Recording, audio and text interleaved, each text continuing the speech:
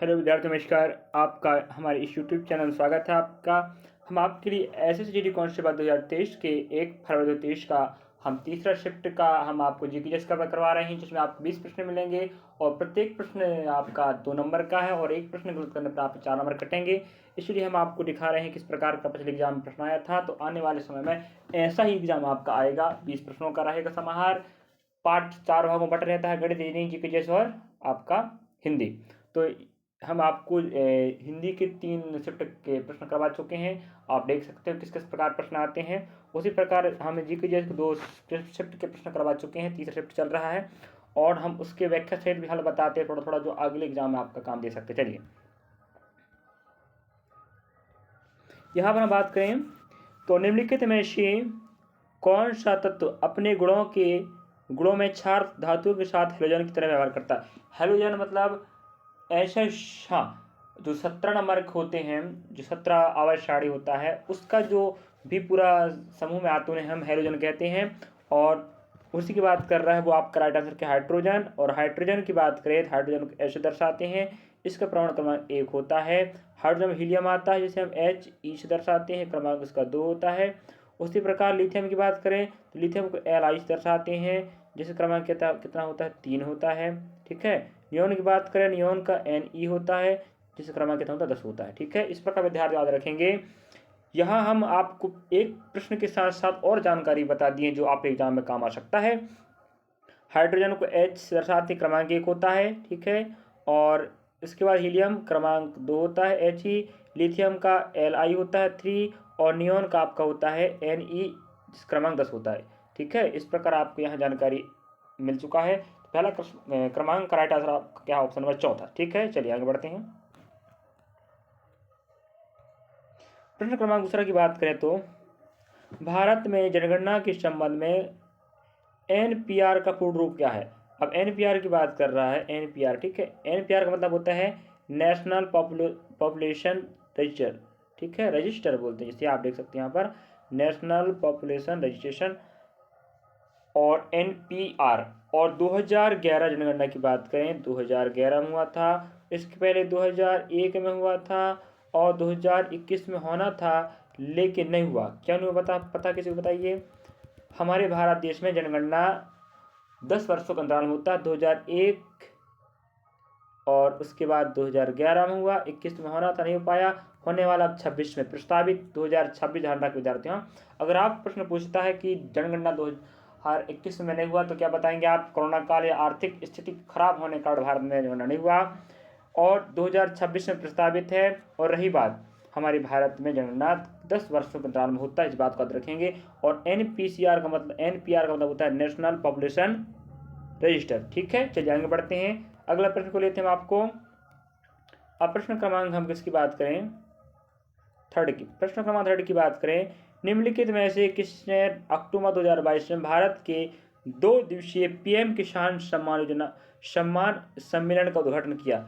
अब यहाँ राजनाथ सिंह, नरेंद्र मोदी, निर्मला सीतारमण और अमित शाह जी हैं। तो आपका राइट आंसर क्या है, श्री नरेंद्र मोदी। क्या है, श्री नरेंद्र मोदी। तो हम आप बात करें नरेंद्र मोदी जी के बारे में। अब रही बात यहाँ पर नरेंद्र मोदी की बात करें, नरेंद्र मोदी भारत देश के वर्तमान प्रधानमंत्री हैं और राजनाथ सिंह आपके वर्तमान रक्षा मंत्री भी हैं और निर्मला सीतारमण वर्तमान वित्त मंत्री है और अमित शाह हमारे भारत के गृह मंत्री एवं सहकारिता मंत्री हैं। ठीक है। यहाँ से विद्यार्थी प्रश्न पूछ सकता है आपको मंत्रिमंडल से। वर्तमान 2024 में नई सरकार बनी है, 3 बार लगातार। ठीक है, क्या 3 लगातार आपके प्रधानमंत्री कौन रह चुके हैं, नरेंद्र मोदी जी। ठीक है। 2014 बने, उसके बाद 19 बने, उसके बाद अब आपको 2024 बने। ठीक है। और हमारे भारत में 5 वर्षों में क्या होता है, लोकसभा का चुनाव होता है। उसी लोकसभा में चुनाव जीतकर बहुमत प्राप्त पार्टी गठबंधन से क्या बनाया जाता है, प्रधानमंत्री बनाया जाता है। तो राजनाथ सिंह आपके रक्षा मंत्री हैं, नरेंद्र मोदी प्रधानमंत्री हैं और अन्य मामलों के मंत्री भी हैं। निर्मला सीतारमण जो पहले भी थी आपकी वित्त मंत्री, वर्तमान में भी अमित शाह पहले भी गृह मंत्री थे, वर्तमान में क्या है, गृह मंत्री। यह सभी के सभी 2024 के पहले मंत्री थे, वही पद इन्हें 2024 में दिया गया है। चलिए आगे बढ़ते हैं।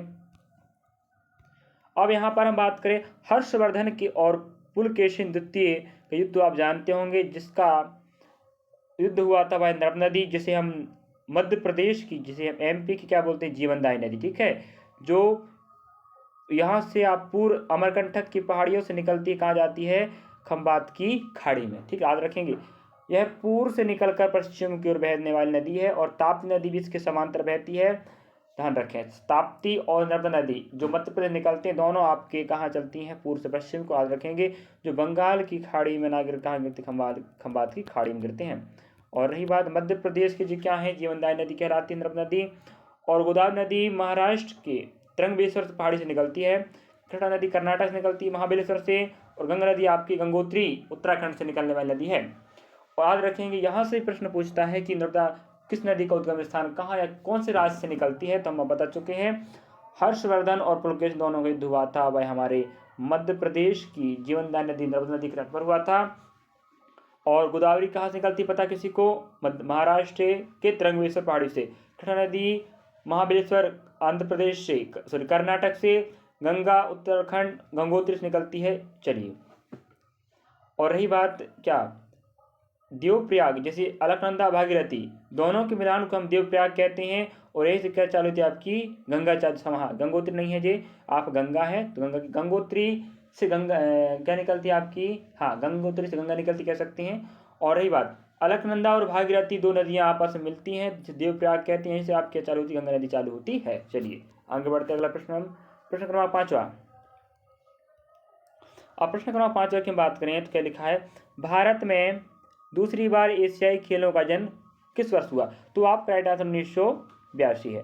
रही बात 1951 में पहली बार नई दिल्ली में हम एशियाई खेलों का आयोजन किए थे, याद रखेंगे। एशियाई खेलों का आयोजन पहली बार 1951 में नई दिल्ली पर हुआ था। और दूसरी बार 1982 में हुआ था। और कहाँ पर हुआ था, यह जानकारी आप हमें कमेंट बॉक्स में जरूर बताएं। चलिए, और रही बात एशियाई खेल, ये हमारे पास 7 महाद्वीप हैं, ठीक है। उन महाद्वीपों में से एक महाद्वीप का नाम एशिया है। और एशिया देश के जो आपस में मिलकर गेम खेलते उसका नाम क्या रखा गया, एशियाई खेल। और विश्व जगत का सबसे बड़ा खेल क्या कहलाता, ओलंपिक खेल कहलाता, याद रखें, ओलंपिक खेल। और जिसकी शुरुआत 1896 में हुई, याद रखें, ठीक है। विश्व जगत का सबसे बड़ा खेल क्या, ओलंपिक है, जिसकी शुरुआत 1896 में हुई है, कब, 1896 में। और हर 4 साल में खेल का आयोजन होता है। तो हमारा भारत सेकेंड वाला 1900 में शामिल हुआ था, इसे याद रखेंगे। 1896 में चालू हुआ ओलंपिक, जो विश्व का सबसे बड़ा खेल महोत्सव है। 1900 से हमारा भारत मतलब द्वितीय ओलंपिक से शामिल हुआ है। और 2024 फ्रांस पेरिस में ओलंपिक गेम हुआ है। 2020 में टोक्यो जापान में हुआ था। 2020 टोक्यो जापान में होना था, लेकिन कोरोना काल का नहीं हुआ। 21 में हुआ था। 2024 का फ्रांस पेरिस में है, ठीक है। 2028 का लॉस एंजल्स अमेरिका में है। इस प्रकार 2032 का भी है, आप बताएं कमेंट बॉक्स पर, ठीक है, आगामी ओलंपिक खेल कब होगा। चलिए अगला प्रश्न पकड़े हम, प्रश्न क्रमांक 6वां। माइक्रो फाइनेंस एक सेवा है। माइक्रो मतलब होता है छोटा, फाइनेंस मतलब होता है वित्तीय सहायता। तो वित्तीय देख लें, वित्तीय, हाँ, तो आपका राइट आंसर ऑप्शन सी होगा, ठीक है। यह अर्थशास्त्र का प्रश्न है। इस प्रकार हम 6वें का आंसर क्या बता सकते थे, ऑप्शन सी। और यहाँ पर अगला प्रश्न लेते हैं, प्रश्न क्रमांक 7 की बात करें। अगस्त 2022 से प्रभावी राष्ट्रीय अवसंरचना वित्त पोषण एवं विकास बैंक के नए प्रबंधक कौन से बने। अब रही बात यह है, आपका करंट अफेयर का प्रश्न है, तो समय समय बदलते रहते हैं। उसका राइट आंसर क्या है, राज किरण राय जी, ठीक है। चलिए अगला प्रश्न देखते हैं, प्रश्न क्रमांक 8। सागा दावा मुख्य रूप से सिक्किम में भारत के निम्नलिखित राज्य में किस समुदाय द्वारा मनाया जाता है। सागा दावा एक प्रकार का त्यौहार है जो आपके बौद्ध धर्म का प्रमुख त्यौहार है, जो सिक्किम राज्य मनाया जाता है प्रमुखता, ठीक है। सिक्किम राज्य में क्या है, गंगटोक, क्या है, गंगटोक, ठीक है, गंगटोक है। और यह हमारे भारत देश का पूर्वोत्तर राज्य या 7 सिस्टर कहते हैं, उनका क्या है, हिस्सा है। और सिख धर्म के पहले गुरु नानक देव, बौद्ध के गौतम बुद्ध संस्थापक भी हैं और गुरु भी है। और जैन के ऋषभदेव है। और 24 तीर्थंकर कौन हुए, आपके भगवान महावीर स्वामी। इस प्रकार आप यहाँ जानकारी था। यहाँ जो भी ऑप्शन है आपके विशेष धर्म है भारत देश के। चलिए अगला प्रश्न पकड़ते हैं हम। 2018 में मणिपुरी में संगीत नाटक अकादमी पुरस्कार किसने जीता? तो आपका राइट आंसर क्या है? अखम लक्ष्मी देवी। तो ये मणिपुरी में संगीत नाटक अकादमी पुरस्कार जीतती है कौन? आपके अखम लक्ष्मी देवी जी। चलिए अगला प्रश्न देखते हैं हम। यहाँ पर प्रश्न क्रमांक 10वां की बात करें, भूकंप की तीव्रता मापने के लिए किसका प्रयोग किया जाता है? किसका? भूकंप की तीव्रता मापने के लिए किसका प्रयोग किया जाता है? तो हम कहेंगे ग्रेविमीटर नहीं, ये तो आपका कह सकते हैं गुरुत्वाकर्षण बल मापने के लिए। एनोमीटर में आप किसका प्रयोग करते हैं? वायु की गति पता लगाने के लिए। और रिएक्टर स्केल यही है जो क्या मापता है? भूकंप की गति। जब भूकंप आता है तो पूरा वो हलता है ना, आपका जमीन या पूरी जमीन, हाँ आपका पृथ्वी कंपन करता है, तो उसी को मापने के लिए किसका प्रयोग किया जाता है? रिएक्टर स्केल का। दाब सेंसर यह दाब का मापन करता है। चलिए इस प्रकार में बाकी ऑप्शन का जानकारी बताए हैं आपके लिए, इस प्रकार आपको जानकारी चाहिए। अगला प्रश्न देखते हैं। इसी प्रकार से अन्य एग्जाम अगर उससे संबंधित कोई प्रश्न पूछता तो आराम से बना सकते हो। चलिए, बिहू निम्नलिखित में से किस राज्य का लोकप्रिय नृत्य है? अब बिहू एक लोकप्रिय नृत्य है जो एक बार नहीं बार बार इसका प्रश्न पूछता रहता है विद्यार्थियों पेपर में। तो वह आपका असम का है। किसका? असम का है। और असम की राजधानी क्या है? दिसपुर। क्या है? दिसपुर। हमें सबको पता चल रहा है आपको दिसपुर है। और रही बात तमिलनाडु, यहाँ पर प्रचलित जो नृत्य है वो क्या है? भरतनाट्यम। क्या है? भरतनाट्यम। और इसकी राजधानी क्या है? तिरुवनंतपुरम। और क्षमा चाहता हूँ, तमिलनाडु की राजधानी चेन्नई, जिसका प्राचीन नाम क्या? मद्रास है। और आपके यहाँ पर इसके बाद नेक्स्ट प्रश्न आप देख सकते हो। चलिए देखो, बिहू की बात, बिहू आपका असम का है, असम की राजधानी दिसपुर है। तमिलनाडु की बात कर, तमिलनाडु का भरतनाट्यम है, चेन्नई मद्रास। केरल का कथकली है जिसकी राजधानी तिरुवनंतपुरम है। तेलंगाना की राजधानी क्या है? अमरावती। ठीक है। चलिए, तो तमिलनाडु का प्रमुख नृत्य कौन सा है? भरतनाट्यम। असम का बिहू है। और केरल का कथकली है। चलिए, आपको जाना जरूरी है और प्रश्न पूछ चुका है। प्रश्न क्रमांक अगर हम 12 की बात करें तो पौधे में स्वतंत्र रूप से संगठित संवाहक नलियों के रूप में कितने पत्र पाए जाते हैं? तो आपका ये 2 है। ये साइंस का पोर्शन है और बॉटनी कह सकते हैं, वनस्पति विज्ञान का प्रश्न है। चलिए, प्रश्न क्रमांक हम 13 की ओर बढ़ते हैं। प्रश्न नंबर 13, भारत में हरित क्रांति ने निम्नलिखित में से किसके उत्पादन में वृद्धि की? तो आपका क्या? गेहूं है। हरित क्रांति हमने बताया थी, हरित क्रांति का शुरुआत 1966 और 67 में हो गया था भारत में। और विश्व में इसकी जनता तो कौन कहलाते हैं? Norman Borlaug. ठीक है, नॉर्मन बोरलॉग। और भारत में कहलाते एमएस स्वामीनाथन। ठीक है विद्यार्थियों, 1967 में हरित क्रांति की शुरुआत हुई। नॉर्मन बोरलॉग को कहा जाता है विश्व का हरित क्रांति के जनक, और इन्हीं के नाम पर पुरस्कार दिया जाता है कृषि जगत में। और भारत में कौन? एमएस स्वामीनाथन। और इस क्रांति के तहत भारत में गेहूं और चावल 2 फसलों पर क्या हुआ था? अत्यधिक वृद्धि हुई, तो उत्पादन में कह सकते हैं, या हम इन दोनों को संयुक्त रूप में खाद्यान्न फसल भी कहते हैं। ठीक है। चलिए 10वीं पंचवर्षीय योजना अवधि क्या थी? तो वो क्या है? 2002 से 7 तक। और पंचवर्षीय योजना हमारे भारत में बनाया जाता था 5 वर्षों के लिए। विशेष योजना हुआ करती थी, हर राज्यों के लिए अलग अलग योजनाएं हुआ करती थी, जिन्हें मिलाकर 5 साल में पूरा करना पड़ता था, जिसकी शुरुआत 1951 से हुई थी, जो लगातार चलती आ रही थी। बीच बीच में इस योजना को रुकावट भी दिया गया था कुछ कारणवश, वो अगर आप पूरा डिटेल पढ़ेंगे तब जान पाएंगे। 1951 से शुरुआत हुआ, पंचवर्षीय योजना याद रखेंगे पूछ ले तो। उसके बाद 2002 से 2007 तक अभी जो 10वीं बात कर रहा है उसका डेट है। और अगर आप बताना चाहेंगे इसका पंचवर्षीय योजना का जो क्रियान्वयन कौन करता है, कोई बताना चाहेगा? वर्तमान में कौन करता है? नीति आयोग। इसके पहले क्या था? योजना आयोग। ठीक, ध्यान रखें, जो पंचवर्षीय योजनाएं हैं इनका जो देख रेख है वो कौन करता था? पहले योजना आयोग। कौन भाई? योजना आयोग। लेकिन अब इससे क्या गया है? नीति आयोग, याद रखें। ठीक है। और इन दोनों को जरूर प्रश्न पूछता है कि योजना आयोग का अब नाम बदल कर क्या हो गया? नीति आयोग हो गया है। इन दोनों का काम ही क्या था?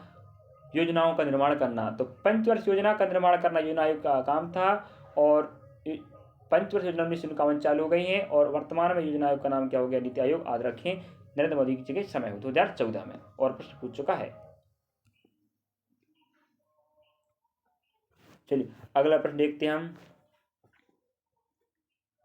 हिंदुस्तान सोशलिस्ट रिपब्लिक एसोसिएशन की स्थापना दिल्ली के खालिस्तान में हुई थी, तो वो क्या है? फिरोज शाह कोटला। क्या है? फिरोज शाह कोटला। तो दिल्ली में फिरोज शाह कोटला में स्थित हुआ है हिंदुस्तान सोशलिस्ट रिपब्लिक एसोसिएशन। ठीक है, चलिए।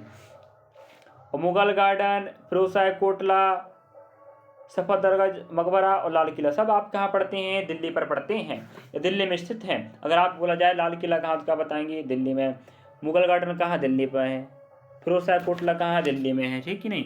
और सफदरजंग का मकबरा कहाँ, तो क्या बोलेंगे? दिल्ली पर है, ठीक है। और फिरोज शाह कोटला एक स्टेडियम था जिसका नाम अब क्या हो गया है? अरुण जेटली क्रिकेट स्टेडियम, ध्यान रखें, ठीक है। चलिए, इस प्रकार आप जानकारी, एक प्रश्न से आपको बहुत सी जानकारी मिल सकती है, ऑप्शन भी अपने काम के होते हैं। अब प्रश्न क्रमांक हम देखते हैं आपको 16। चलिए बताइए 16 प्रश्न क्या आंसर होगा? 16 प्रश्न की अगर हम बात करें तो शॉर्ट पुट जानते हो? शॉर्ट पुट धातु की गेंद होती है जिसे हम गोला कहते हैं। गोला जानते हैं ना, हिंदी में उसे गोला कहते हैं, अंग्रेजी में शॉर्ट पुट कहा जाता है, जो धातु का बना होता है, लोहा का। पुरुषों महिलाओं का जो एथलीट गेम होता है, एथलीट होता है गोला, पहली बात है ना, एथलीट गेम है, या फिजिकल जब कोई फोर्स भर्ती होता है उसमें फिजिकल इवेंट होता है तो इस गोला को शामिल किया जाता है, जिसका वजन पुरुषों में 7 किलोग्राम 7 केजी 260 ग्राम का होता है और महिलाओं में 4 केजी का होता है। यह अगर आप मध्य प्रदेश पुलिस फिजिकल कोई विद्यार्थी तैयारी कर रहे हैं पुलिस की, ठीक है, एमपी पुलिस की मध्य प्रदेश, तो उन्हें पता होगा 7.260 ग्राम का रहेगा और 4 किलोग्राम का रहेगा आपका महिलाओं का शॉर्ट पुट का। चलिए अब यहाँ बात करें यूपीपीएससी के सदस्यों का कार्यकाल कितना होता है? या तो आपका कितना होगा? 6 वर्ष, या माना जाए 65 वर्ष। इसका मतलब, कहने का मतलब ये है, अगर कोई व्यक्ति है या सदस्य या कर्मचारी है जिसका 6 वर्ष पूरा हो गया तो वो हट जाएगा, या ऐसा व्यक्ति है जिसके 65 साल हो गए तो अभी क्या हो जाएगा? हट जाएगा। कई बार होता है ना, कोई अधिक उम्र बनता है, इसके 6 साल नहीं हो पाते, लेकिन क्या पूरा हो जाता है उसका उम्र, तो अब भी उसको पद हटा दिया जाएगा, ठीक है, या तो 6 साल या तो 65 वर्ष, ध्यान रखें। और यूपीपीएससी मतलब क्या होता है? यू का मतलब होता है यूनियन, पी का मतलब पब्लिक सर्विस कमीशन। तो आप सब क्या समझिए, यूपीपीएससी का मतलब क्या होता है? यूनियन पब्लिक सर्विस कमीशन, ठीक है। इसका मुख्यालय कहाँ पर है? नई दिल्ली पर। कहाँ पर है? नई दिल्ली पर, न्यू दिल्ली। और इसकी शुरुआत हम बात करें तो हमारे भारत में 1853 में एक चार्टर एक्ट आया था। क्या आया था? 1853 में एक चार्टर एक्ट आया था। 1853 में एक चार्टर एक्ट आया था। कहाँ से आया था? इंग्लैंड से। इस एक्ट के तहत यह कहा गया कि जो भारत में जो भी बड़े बड़े पद हैं या जिन जिम्मेदार युक्त पद हैं, उन पदों की भर्ती के लिए क्या बनाया जाएगा? प्रतियोगिता परीक्षा का आयोजन किया जाएगा, ठीक है। उसी के तहत 1854 में लॉर्ड मैकाले क्या बनाया गया? समिति बनाया गया, और उन्होंने क्या किया? इस यूपीपीएससी की स्थापना की थी, ठीक है। तब से चालू हो गया है, कह सकते हैं। चलिए रुकिए, थोड़ा कुछ और जानकारी ऐड करते हैं यहाँ पर हम अभी। चलिए, और रही बात 1863 में हमारे भारत के पहले व्यक्ति जिन्होंने आईसीएस, जिसे हम या तो यूपीपीएससी परीक्षा कह सकते हैं, पास की, उनका नाम क्या है? सत्येंद्रनाथ टैगोर। याद रखेंगे 1863 में हमारे भारत के पहले व्यक्ति कौन? सत्येंद्रनाथ टैगोर ने यूपीपीएससी या आईसीएस की परीक्षा पास करने वाले प्रथम भारतीय थे। चलिए, यहाँ 17 प्रश्न का हमने बहुत सारी जानकारी बताए हैं। अगर आपको समझ में आया हो तो अच्छी बात है, और नहीं भी आए तो आप रिपीट कीजिए, पढ़िए, क्योंकि हम आपको वही प्रश्न बता रहे हैं एग्जाम आया है और उससे जो रिलेटिव प्रश्न बता रहे हैं। तो जरूर नहीं SSGD, MTS, RPF, SI constable, NTPC group D, सब वैकेंसियां में यह जीके जैसा आपका काम आ जाएगा, ठीक है। चलिए प्रश्न क्रमांक 18 की बात करें। देश की रक्षा करने के लिए आह्वान किए जाने पर राष्ट्र सेवा के लिए तत्पर रहने का उल्लेख कहाँ मिलता है? मूल कर्तव्यों में। और हम बात करें मूल कर्तव्य आप कितने हैं? 11 हैं। और मौलिक अधिकार कितने हैं? पहले 6 थे, अब कितने हो गए? 5। पहले कितने थे? 6, अब हो गए 7। मौलिक अधिकार अलग होते हैं, मौलिक कर्तव्य अलग होते हैं। पहले हमारे पास मौलिक कर्तव्य अधिकार 6 थे, अब हो गए 5। और रही बात, बताइए क्या सही है गलत है, ठीक है। और आपके पास मूल कर्तव्य कितने हैं? 11 हैं। उन्हीं कर्तव्यों में कहा गया है कि देश की रक्षा या आह्वान करने पर हमें देश सेवा के तत्पर पर खड़े रहना चाहिए, ठीक है।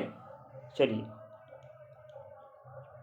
और मूल कर्तव्य आपके कहाँ मिलते हैं बताओ? आर्टिकल 51 का में, और इन्हें रूस के संविधान से लाया गया है। किस अगर आप पूछा जाए कि मूल कर्तव्यों को या मूल अधिकारों को मूल कर्तव्यों को कहाँ से लाएगा, क्या बोलेंगे आप? रूस से। और इसके अध्ययन किया मास्को, क्या है? मास्को। ठीक है विद्यार्थियों, चलिए।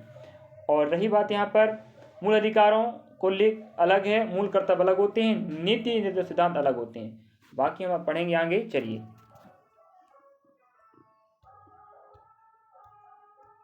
अगला प्रश्न देखते, प्रश्न क्रमांक 19 की बात करें।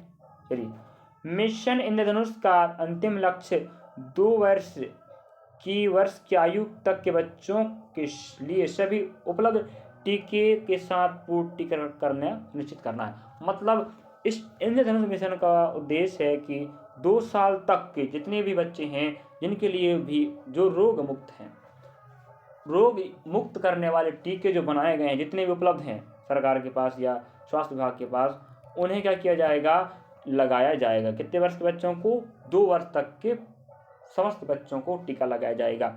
इंद्रधनुष मिशन इंद्रधनुष का कहने का मतलब, इंद्रधनुष में 7 रंग होते हैं, मतलब अलग अलग बीमारियों को हटाने के लिए एक मिशन जोड़ा गया, जिस मिशन के तहत हम 2 साल तक के बच्चों क्या करेंगे? मुफ्त में टीकाकरण करेंगे। चलिए अब प्रश्न क्रमांक 20 की बात करें तो उसका आंसर क्या होगा? कौन सा क्षेत्र भारत में लगभग 60% औषधालय चलाता है? तो भाई अब और वर्तमान की बात करें, भारत में अधिकांश जो भी कामें होती हैं, कॉन्ट्रैक्शन की बात करें या बिल्डिंग की बात करें या कोई सड़क निर्माण की बात करें, अधिकांश कौन निजी क्षेत्र ही अपना योगदान देता है। सरकारी क्षेत्र अब क्या हो गए हैं, धीरे धीरे सरकार है जो वर्तमान में वो कह सकते हैं सरकारी योजनाओं वो चला तो रही है, बट सरकारी जो कारखाने हैं या जो भी कॉन्ट्रैक्ट हैं उन सबको किसको देती है? निजी क्षेत्रों को दे देती है। वर्तमान में निजीकरण बढ़ गया कह सकते हैं। तो जो भी औषधि बनाने का कारखाने हमारे भारत में मत या कहें किसी भी राज्य में अपने पास सरकारी नहीं है भी तो बहुत कम है, और लेकिन निजी क्षेत्र में ज़्यादा है, जिस कारण से हम बोल रहे हैं क्या निजी क्षेत्र में औषधालय या औषधि बनाने कारखाने सबसे ज़्यादा 60%। ध्यान रखना वहाँ की सरकार के पास है। इस प्रकार हम आपके लिए विद्यार्थियों 20 प्रश्न कवर करवाए हैं। इस प्रकार आपको समझना है कि इस प्रकार प्रश्न आते हैं और इन्हें इस प्रकार से बनाना पड़ेगा। वो आपको एक्स्ट्रा भी जानकारी व्याख्या सहित बता रहे हैं जो आप एग्जाम में काम आएगा। और इस प्रकार से अगर और कोई प्रश्न पूछता है या उससे संबंधित प्रश्न पूछता तो आप बना सकते हो। इतने जानकारी हम आपको बता देते हैं इससे PDF की या व्याख्या सहित हल में। इस प्रकार हमने आपको 3 GD के SSC की हिंदी करवाए और SGD कांस्टेबल 2023 1 फरवरी का हमने GPGS 3 शिफ्ट हो जाएंगे इसके सहित। उसके बाद हम आपको रीजनिंग और मैथ्स लेंगे। उसके बाद हम आपको फिर अलग अलग टॉपिक बाय टॉपिक करवाने का प्रयास करेंगे। थैंक यू, धन्यवाद। आपका सहयोग हमारा योगदान, फिर आपका सहयोग हमारा हौसला बढ़ाएगा और हम आपके लिए बेहतर से बेहतर काम करते रहेंगे। इसलिए आपका सहयोग है तो हम बहुत अच्छा काम करते रहेंगे। अगर आप नया है वीडियो में या देख रहे हैं तो कृपया कर सब्सक्राइब करें, जिससे आपका सहयोग हमारे पास साथ बना रहे। थैंक यू, धन्यवाद।